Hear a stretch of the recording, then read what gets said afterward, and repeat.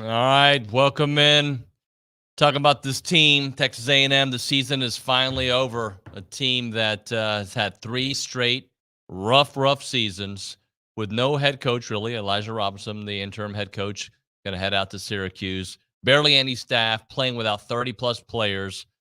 Fourth-string quarterback having to play for 99% of that game in Marcel Reed, a freshman at that. A chance to tie on the very last possession of the game, but it goes for naught. A&M falls there in the Texas Bowl, 31-23 to Oklahoma State. This is the TexAgs post-game wrap brought to you by Higginbotham Insurance. You probably only think about insurance when you need it, but at Higginbotham, they think about your risk for you because they want you covered all year long. They do it all: car, home, health, business, employee insurance. Higginbotham's got you covered. Higginbotham is a place that leads with value so that your value leads. Call Tyler Smith up at 979-871-3162 or visit higginbotham.com. All right, so thank you to that second half, because that first half, I didn't like it. None of you liked it, right? I just wanted it to be over. I was at that point like, let's end this thing right now. But luckily in the second half, adjustments were made defensively somewhat, and obviously offensively much better second half. The outcome obviously didn't change. It was a hard pill to swallow, being down 18. Coming back though with that chance at the very end, Marcel Reed played very well. Was very intrigued by the way, not only the way he threw the ball, the way he ran the ball, the way he ran that offense. I really like that. Fourth QB this season. I don't know what Jalen's injury is. I don't believe they said it during the broadcast, but it looked like that would have been a season ender for whatever part of the season, right? That, or at least the reaction. Hopefully it's not too bad. But that's what Connor, Max. I'm not laughing because I'm happy. I'm just like, it's ridiculous. How many guys have they lost? Amari Daniels fumble, unfortunately, there in the third quarter, might have cost you the game. And I thought it was a safety, by the way. I thought the defender, when I saw that replay, he recovered it as his momentum was pushing him into the end zone. I think it should have been a safety. I'm sure a referee expert will be commenting there at some point. But as I said, it goes for naught. Let's bring in the crew that always does it. Brandon Leone and Chris Taylor joining us here on the post-game wrap to break it all down. We first start off in the mountains with Mr. Leone. Where are you, New Mexico? Yes, sir. I'm at my in-laws' place here in Ruidosa, sitting outside on the patio. We're at 7,500 feet elevation. It's 27 degrees outside, but we have all my really good friends from church. Our small group are inside playing games and hanging out, so it's kind of loud in there. And so I came out here to brave the cold, to share my feelings. I assume everyone that's watching, if they're up late with us, feel the same as us. We shouldn't be pissed off, but we are because we care and we love Aggie football. And even though we, fielded a shell of ourselves as a football team, man, the guys that played well, played hard. They gave it their best. Like you said, your fourth quarterback, true freshman out there throwing for 350 plus on what is supposed to be the second best team in the Big 12. Man, we could have done well. We couldn't get to the quarterback. We put no pressure on that quarterback tonight. We couldn't run the football. And CT, you can speak to this later for sure, but my goodness, like, it wasn't even like pretty, the fade routes they were throwing. It was just junior high school. They were picking on our young guys. I mean, that's all there was to it. I mean, it was easiest routes possible, not even great throws. And I just was upset. So, but they did it. They won. CT, let's talk about that for a moment, because I was baffled at some of the secondary issues. Because, yeah, I understand these guys haven't played. Like, a lot of them hadn't, right? But they played their whole life. Like, it looked like at times, like, the secondary is like they're running behind, like they were playing catch up. Like, hey, my hands are in the air. I don't know what I'm supposed to do here. That part caught me off guard. But it didn't matter. All season long, we had secondary issues. Yeah, and that's the frustrating part about it all, because at some point you've got to locate the football, and I don't know if it was just loud in NRG tonight, but you probably have guys that are yelling ball, ball, ball, and trying to help their guys get their heads around to make a play. But at some point, playing through the hands is you've got to get your head around, track the football, and try to make a play. I mean, we made it too easy, and then the quick throws that they were able to have. The guy had 15 catches tonight, and I mean probably 10 of those were that little quick slip screen, and then he goes makes a play. But I don't want to talk about the negative. The Jimbo era has ended. Mike Elko era is beginning.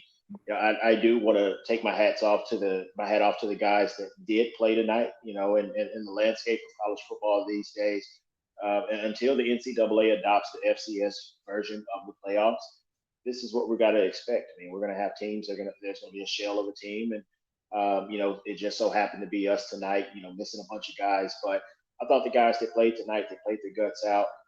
Reed, he impressed me.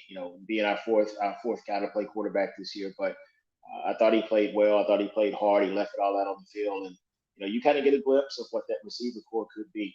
Jade Walker and Moose just continuing to make splash plays and things, but encouraging as the season ends. We have a lot to look forward to, but obviously you want to end the season on a winning note. We just didn't make enough plays to get it done. Brandon, I want to touch on a little bit. Look, there's some negatives to get into. The secondary issues that CT was talking about. Unfortunately, this team against Miami, against Alabama, against Ole Miss, it doesn't matter who. Guys had career days against Texas A&M. Unfortunately, today, 2 dudes had career days against Texas A&M. I'm going to go to these stats real quick just so I can say it out loud and it hurt my feelings. 16 catches for Brennan Presley, 152 yards. Rashad Owens, 10 catches, 164 yards. We saw it all year. We especially saw it to close out the season. Yeah, I mean, listen, it's college football, right? It's not the NFL. At some point, you got to coach your guys to just tackle them. I mean, live to fight another day. Understand the rules, understand the fact that you got young guys out there that are getting baptized by these veteran players. Pull them down. Like, just get intentional PI, because every single time they threw a fade route, I mean, they were getting killed. I mean, like CT said, a lot of those catches were those little quick screens to the side, but those fade routes in the end zone, I mean, they just killed us. And so it was just tough, man. Something, I don't know if it was the scheme, if we just need to sign, elite level corners, but somehow, some way, we got beat a lot on the deep ball this year. I mean, obviously LSU, right? That changed the game for us when Reek went out, when Tyreek Chappelle went out, and again, you got to give credit to Oklahoma State, give credit to LSU for finding the weakness of our defense and taking advantage of it. It's like it's junior high type football, right? When you know that a team can't stop you, just keep doing it until they finally adjust or start tackling your guys and make you do something different.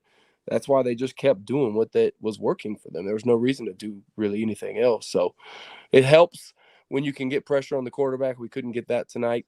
And so you throw some young, inexperienced guys out there at DB. I mean, Oak State, they do have some talented receivers, but we made them look a lot better than I think what they really are. And for whatever reason, I just was super annoyed by them tonight. By the end of the game, I was pissed. I was just like sitting here quiet in the room and all my friends are laughing. I'm just in the corner like, I'm trying to go play right now and hit one of these dudes in the face. I'm getting pissed. It was all the talking they were doing, man. I know, dude. It was like, you guys realize we have 50 scholarship guys and we got walk-ons and true freshmen everywhere, and we're playing y'all with a chance to win. Really, I think if, again, you don't want to, single a guy out, but that fumble, Nuño, I mean, that changed the game because we were getting momentum back. We were driving.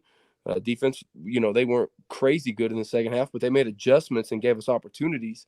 And so I thought we had a shot. And so I think that's another reason why I'm pissed, because I went into it like, let's see how it goes.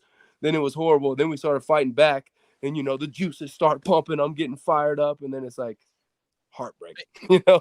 Did you see the fumble the way I did, though? It looked like as he was recovering it, he ends up in the end zone. I thought it was a safety. Am I wrong? Did you guys see it differently? I didn't see it because I just was sick. I literally was like, oh goodness, I couldn't believe it. And so I'll go back and look at it. It wouldn't surprise me. And we wouldn't have got the call if that's what it was. We wouldn't have got it. How'd you see that play?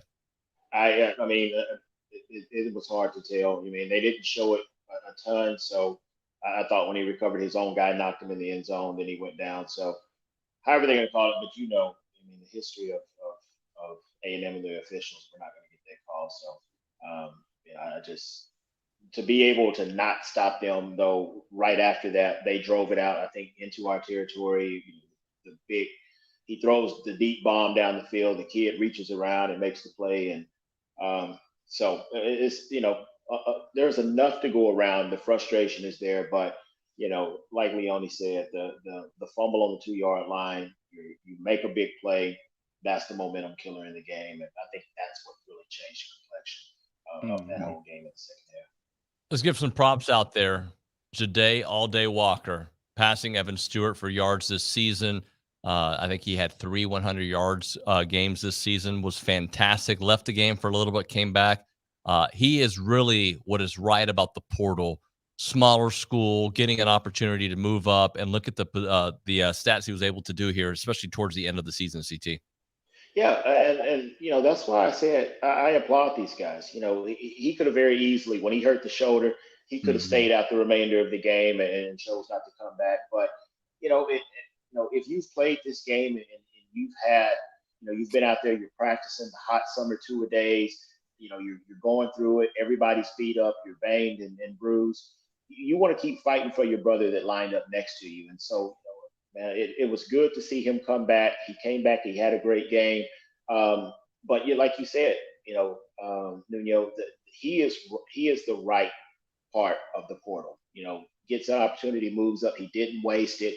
He understands how important. It's the TexAgs Bowl, and he didn't see it as that. He came out. It was another opportunity for him to go out to get better. He took advantage of the practices, and it was good to see those guys. Moves. Ja'Day and then even Mike Ortiz getting his first catch tonight. So it was good to see those guys fighting for each other, being out there on the field. So I applaud those guys. Bowl games, I don't think people realize how special they are.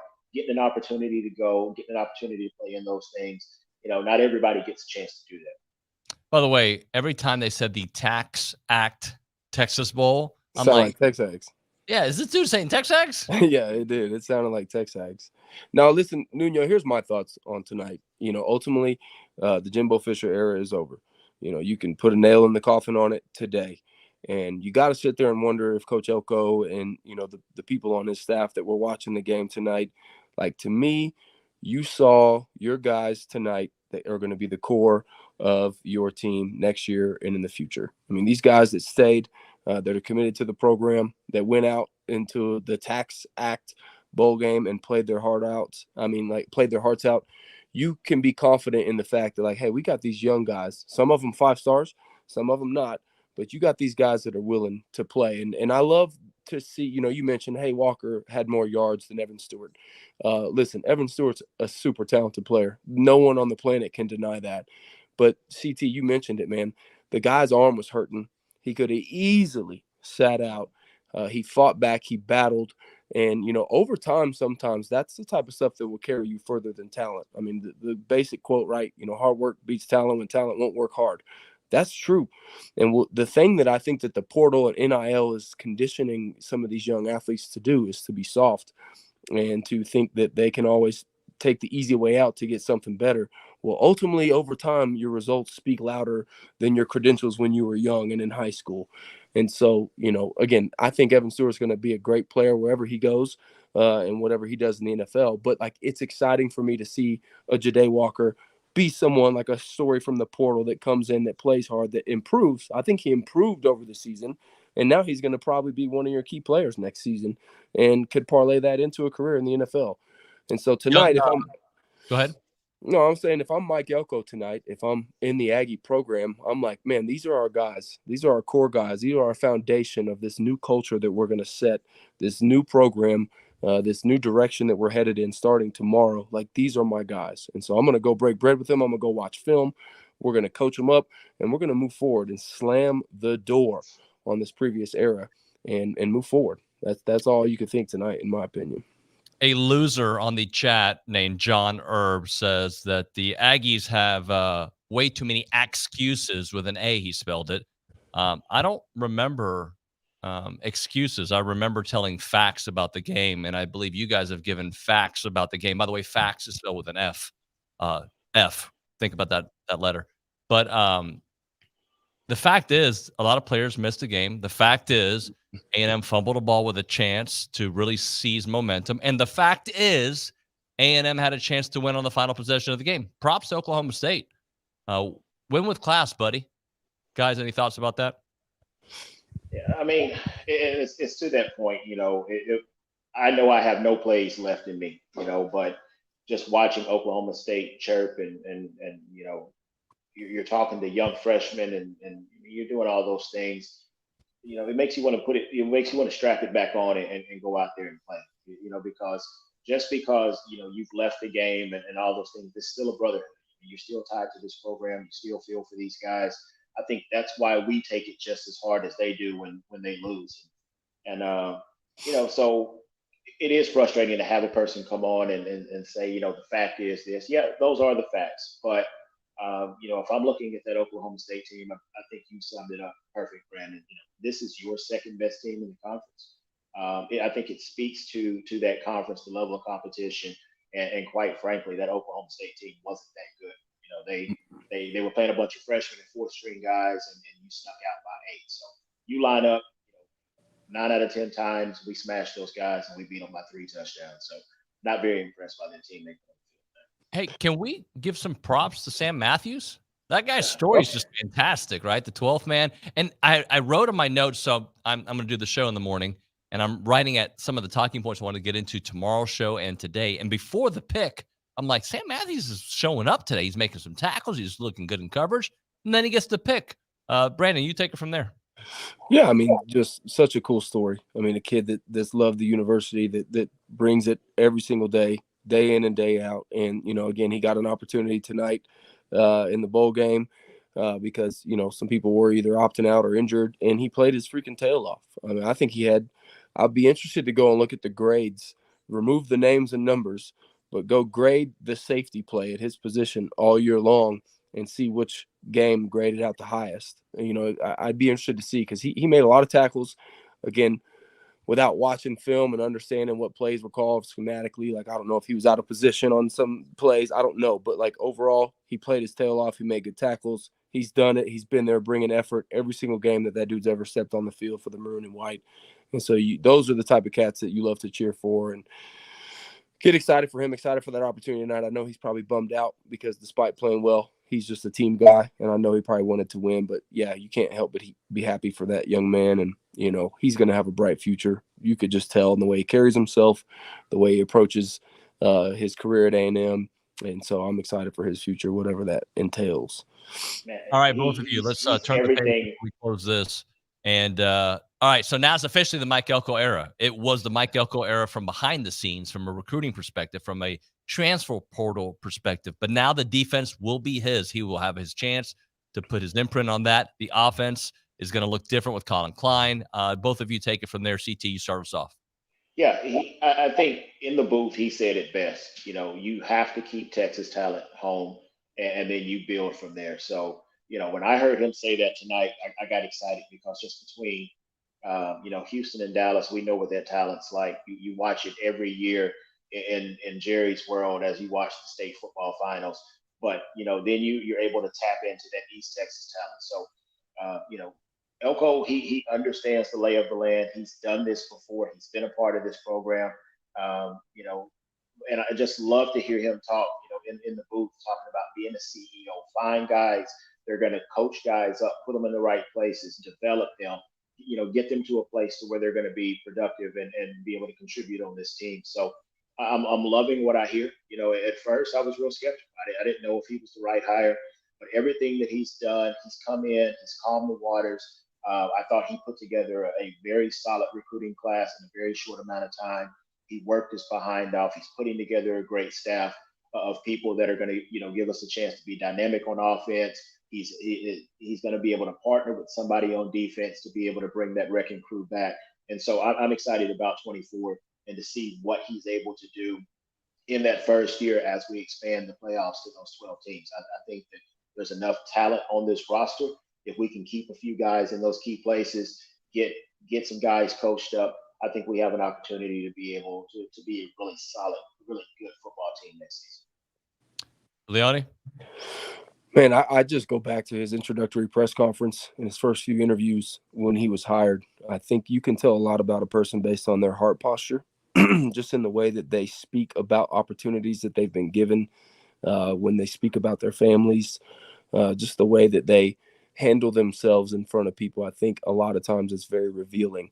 Mike Elko seems to me like the type of person that would have watched the game tonight on the sidelines and like called his team together and been like, let's go bust their ass. Quit letting them talk. Like, I can tell that he cares. I can tell that he has gratitude for the position that he's been given. And I agree with y'all, man. With what that dude has accomplished in the 3 weeks that he's been here, drinking from a fire hydrant. I said it on the signing day show. I think he said it even in his signing day press conference. He got thrown to the wolves. He managed to hit the portal pretty well, bring in some talent to address some areas where we lost productivity. He signed a good class, and he's still fighting for a couple of these big 5 stars. And I'm just excited for his approach, his, just everything about his attitude, his approach spilling into this program. I think it's something that's going to be something we're all excited about in the future. And I personally, CT, man, I agree with you. At first, I was kind of like, oh, man, I don't know. He's unproven, but he has absolutely proven me wrong in the little bit of window that he's been here. So I'm glad that this era is closed. I'm ready to move past the style, and I'm ready to move towards substance. And this guy, I could tell he cares. And that, to me, means a lot as a former player that genuinely loves this program. Probably more than I should, dude. I love it so much. So I'm really excited to see him, someone that cares, go after it and get after it. I'm sorry. Hey, I'm going to read this stat because I talked about Sam Matthews. We talked about the pick, but he led the team in tackles. He had 14. He had 11 solo tackles. He also had a tackle and a half for loss, which was the highest on the team combined, or with Gabriel Brownlow-Dindy. Nobody else had a tackle for loss but those 2 players. So look at that. The 12th man coming up big there. The next closest people with tackles, Bryce Anderson with 8 and Torian York with 8. So Sam Matthews leading the way there. Good job by them. Brandon and CT, I love doing this show with you guys. Thank you for doing it the last few years with me, and we'll be linking up here on TexAgs Radio very soon. Happy New Year. See y'all. See ya. Happy New Year. All right, that's going to do it for the TexAgs post-game wrap. So brought to you by Higginbotham Insurance. Tomorrow on the show, 8 a.m., I'll be back right here with a different outfit, I promise. Billy Lucci will be with us. Olin Buchanan will be with us. Logan Lee will be with us. The Fan Show guys will be with us. And John Erb will be with us. All that and much, much more. We will see you guys in a few hours. Not even mañana, like in a few hours. See you then.